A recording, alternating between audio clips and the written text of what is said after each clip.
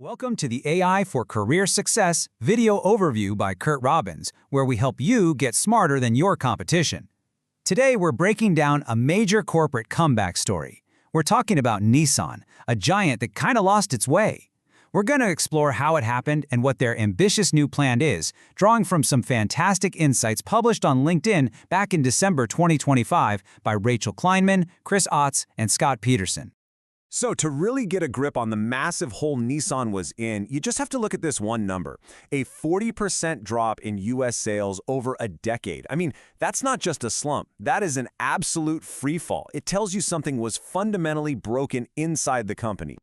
And you don't have to take my word for it. The diagnosis from inside the company was brutally honest.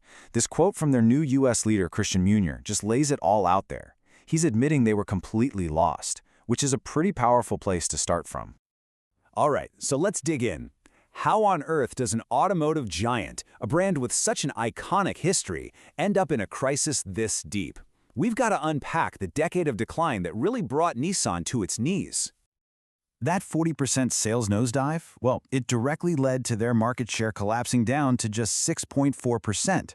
Now, that might not sound like a huge number, but it is dangerously below the 7 to 8% they need just to keep their massive U.S. operations and all their dealerships afloat. It's a survival number. And here's one of the biggest, just huge strategic blunders. While the whole market was shifting gears, Nissan had zero hybrid options in the U.S. They completely missed the boat. Meanwhile, their biggest rival, Toyota, was crushing it, with hybrids making up nearly half their sales. Nissan wasn't even in the same game. And you can imagine where all that pressure landed, right? Squarely on the dealers. You had too many franchises fighting over a shrinking pool of customers. So they were basically forced into this race to the bottom with discounts, effectively eating each other alive and cheapening the entire brand in the process. But the problems went way deeper than just sales figures and product roadmaps. This was a full-blown identity crisis. Beyond the spreadsheets, the very soul of what Nissan stood for was just eroding. I love this definition from brand strategist Scott Peterson. It is so simple but so true. A brand isn't what you say it is, it's what your customers say about you when you're not around to hear it. It's pure reputation. And this gets right to the absolute heart of the problem. What were people saying? What was the word on the street about Nissan when the marketing team wasn't around? And the answer is kind of sad, really. This is what they'd become. A brand that was once legendary for icons like the GTR, the original Pathfinder, it was now seen as the budget choice, or, the car you get at the airport rental counter. All the passion, all the excitement was just gone. So how do you even begin to fix a problem this massive? Well, the new leadership's game plan is actually surprisingly straightforward. They call it the MORE strategy.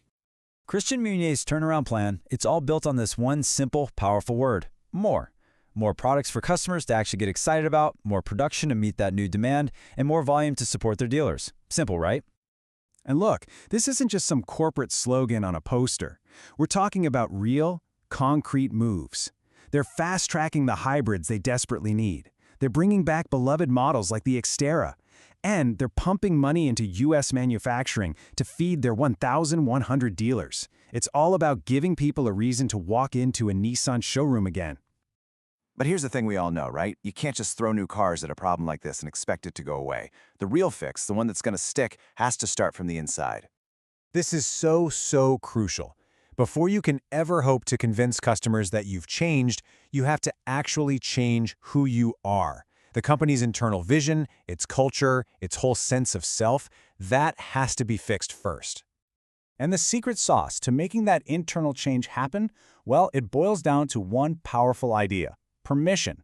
And we're not talking about HR policies here. This is about fundamentally changing how the entire team is allowed to think and to operate. What this really means is creating psychological safety. It's about giving your best people the freedom to question the old way of doing things, to explore bold new ideas, and even the permission to fail. Because that's the only way you can ever truly succeed and invent the next game-changing vehicle. So it really looks like Nissan finally has its North Star again. They have a roadmap for products and a new philosophy for their people. But let's be real, the road ahead is long, and the competition is definitely not just standing still waiting for them. Which leaves us with this one big final thought to chew on. New cars can definitely generate some buzz for a season, but is rebuilding the very soul of a brand the real ultimate key to a lasting comeback?